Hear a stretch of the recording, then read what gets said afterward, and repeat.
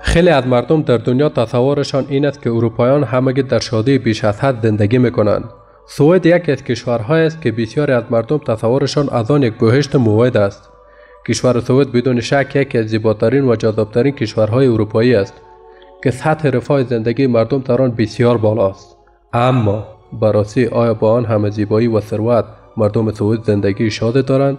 در این ویدیو قرار است چند حقیقت درباره کشور سوئد را برملا کنیم که شاید بسیار تکان دهنده باشد. با ما همراه باشید.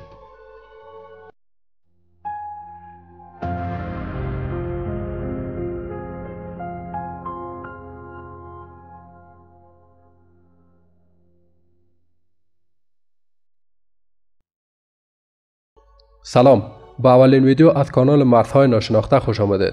اگر شما هم جزو کسانی هستید که به این سبک از محتوایی که ما میسازیم علاقه دارید، پس با یک سابسکرایب با ما همراه شوید و همچنان برای حمایت از ما ویدیوهای ما را لایک کنید. سوئد یکی از کشورهای شبه جزیره اسکاندیناوی است که نام رسمی آن پادشاهی سوئد است.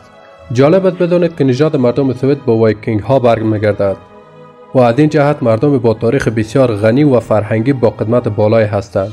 بر اساس گزارش مؤسسه تحقیقاتی خوشبختی 12.3% از مردم کشورهای اروپایی شمالی نه تنها در زندگی خود احساس خوشبختی نمی کنند بلکه از زندگی خود رنج می برند. به علاوه این رقم در میان افراد 18 تا 23 سال 13.5% است. بر اساس این آمار 13.8% از مردان سعودی از زندگی خود رضایت نداشته و همواره احساس ناراحتی می کنند. این رقم در میان زنان اهل سعودی بیشتر بوده و از وضعیت بدتر برخوردار است، با طوری که 19.5% از زنان سعودی در زندگی خود احساس شادی نکرده و احساس خوشبختی نمی کنند.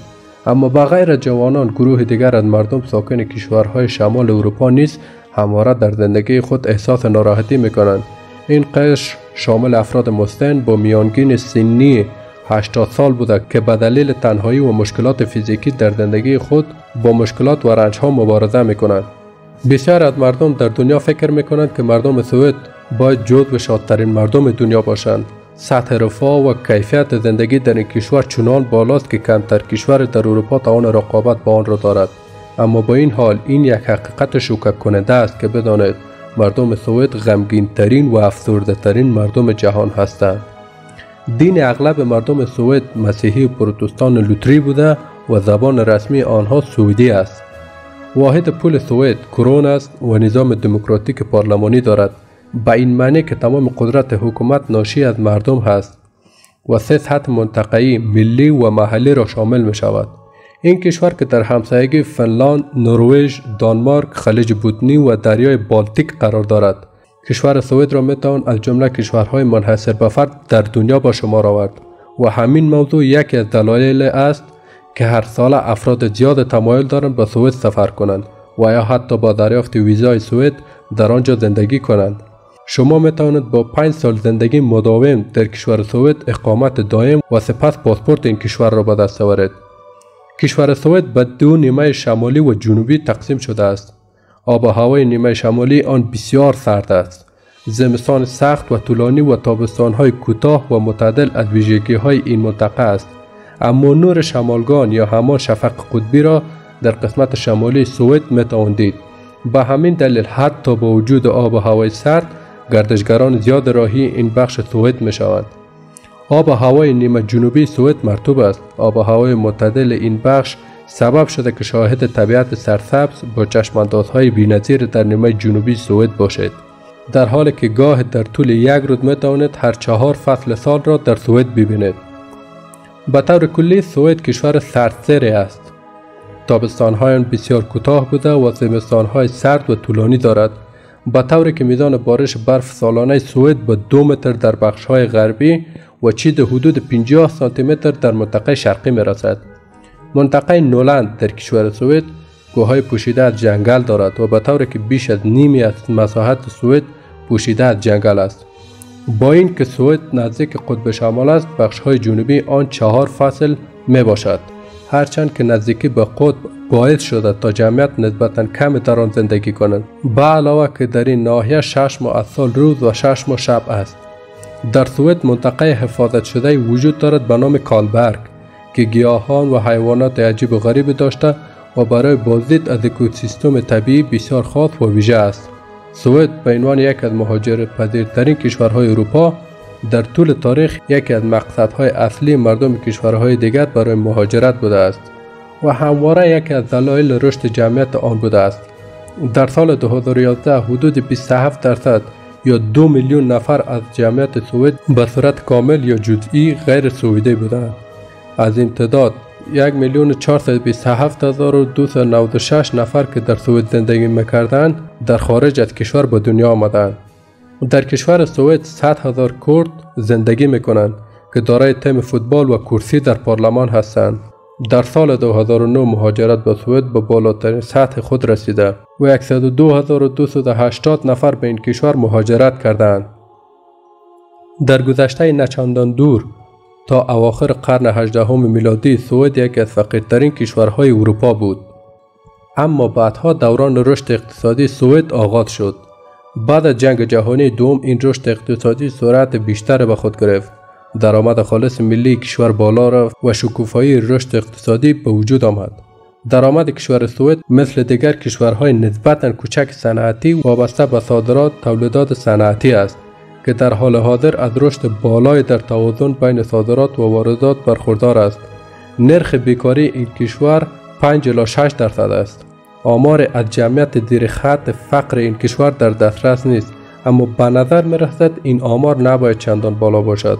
تورم در این کشور نزدیک به 0% است. واحد پول این کشور کرون نام دارد و هر دلار امریکا معادل 9.45 کرون سوئد است. چند تن از غم‌انگیزترین عجایب کشور سوئد به عبارت ذیل است. سوئد یکی از کشورهایی است که بالاترین میزان خودکشی را دارد. نصف جمعیت این کشور تنها زندگی میکنند. از هر 4 نفر 1 نفر در این کشور در تنهایی میمیرد. بیش از 1 میلیون از 11 میلیون نفری که در این کشور زندگی میکنند داروهای ضد افسردگی مصرف میکنند. بیش از 1 میلیون نفر هم به مصرف مشروبات الکلی اعتیاد دارند. سوئد رتبه 6 تجاوز در دنیا را دارد. قوانین عجیب کشور سوئد. همه سوئدی ها از سال 1930 پیرو قانون یانته هستند. در این قانون شخص موظف است که از خودنمایی دوری کند. نباید درباره مال و ثروت خود حرف بزند. نباید به موفقیت های شخصیش افتخار کند. به طور کلی شخص نباید خودش را در هر جنبه بهتر از بقیه بداند. حتی در مصاحبه های شغلی نیز نباید از موفقیت های خود چیزی بگوید. در غیر این صورت واکنش خوب دریافت نخواهید کرد. فرهنگ مردم کشور سوئد. مردم سوئد خونسرد و مهربان هستند. در مجموع مردمان آرام به حساب می آیند. آنها بسیار مهمان نواز هستند و این کار را خیلی رسمی انجام می دهند، به طوری که معمولا دعوت در سوئد به صرف چای یا قهوه است و اگر برای صرف غذا به جای دعوت شوند باید در زمان دقیق و آن تایم در مهمانی حضور پیدا کنند. حجاب در کشور سوئد آزاد است، اما معمولا از لباسهای رسمی استفاده می کنند. از آنجایی که خانواده در کشور سوئد جایگاه ویژه‌ای دارد و به حقوق کودکان نیز اهمیت داده می شود، تا 18 ماهگی فرزند این امکان برای والدین وجود دارد که سر کار نروند تا بتوانند زمان بیشتر را به فرزند خود اختصاص بدهند. یکی از ویژگی‌های جالب این مردم هنگام صحبت کردن این است که بیشتر شنونده هستند و برای حرف طرف مقابل ارزش زیاد قائلند. برخی از قوانین عمومی کشور سوئد عبارتند از: رانندگی در حالت مستی عواقب سنگین خواهد داشت. مثلا میتواند به قیمت از دست دادن ماشین تمام شود. اگر فرد تا 24 ساعت قبل الکل مصرف کرده باشد مجرم شناخته خواهد شد و عواقب چون محاکمه در دادگاه، باطل کردن گواهینامه، جریمه‌های ملی سنگین دارد و حتی باعث وارد شدن نام او در لیست سیاه می شود. به علاوه پس از این اتفاقات دیگر امکان دریافت وام از دولت وجود نداشته و شغل فرد هم زیر سوال خواهد رفت. سرباز زدن از مالیات در سوئد جرایم نابخشودنی به دنبال خواهد داشت. جریمه پرداخت نکردن مالیات 3 برابر مبلغ اولیه است که باید پرداخت میشد. هر گونه تنبیه در مکاتب سوئد و نیز اعمال خشونت علیه زنان با حساسیت‌های زیاد همراه است و جرم محسوب می شود.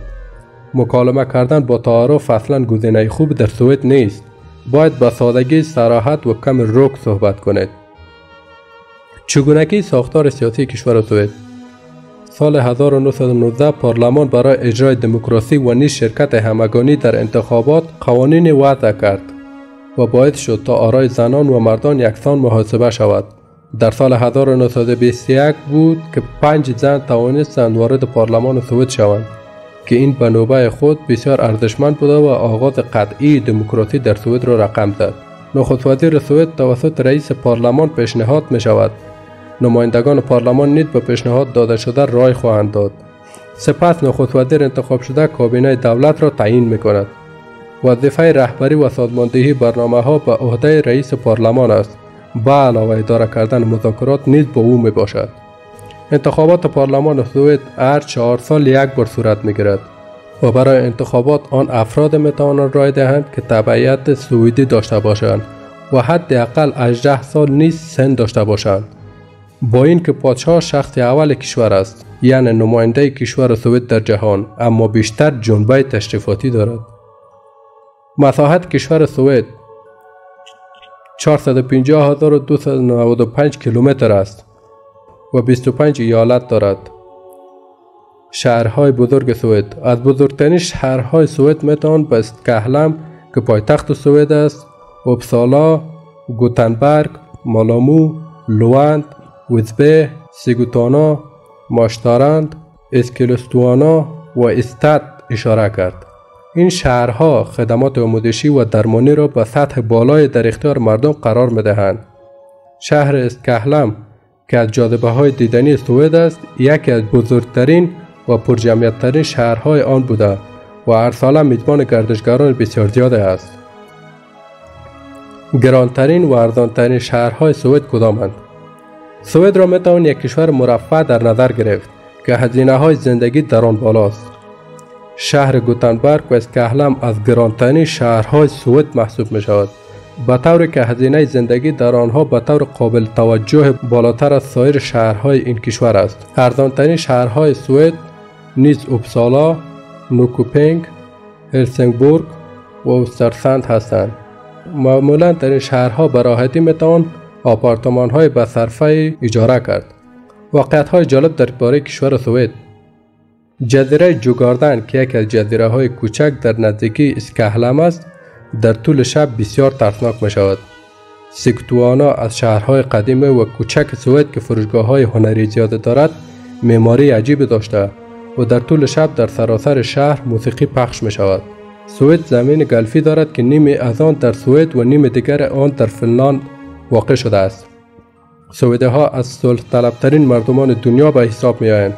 نرخ جرم و جنایت در آن به طور قابل توجه در قیاس با بسیاری از کشورها پایین‌تر است. بیش از 89% مردم سوئد به زبان انگلیسی مسلط هستند. خیلی تشکر از اینکه تا انتهای ویدیو با ما همراه بودید. اگر نظرات و یا پیشنهاد دارید در قسمت کامنت ها بنویسید و همچنین کانال ما را سابسکرایب کنید تا ویدیو دیگر شما را به خالق یکتا میسپارم. خدا نگهدار.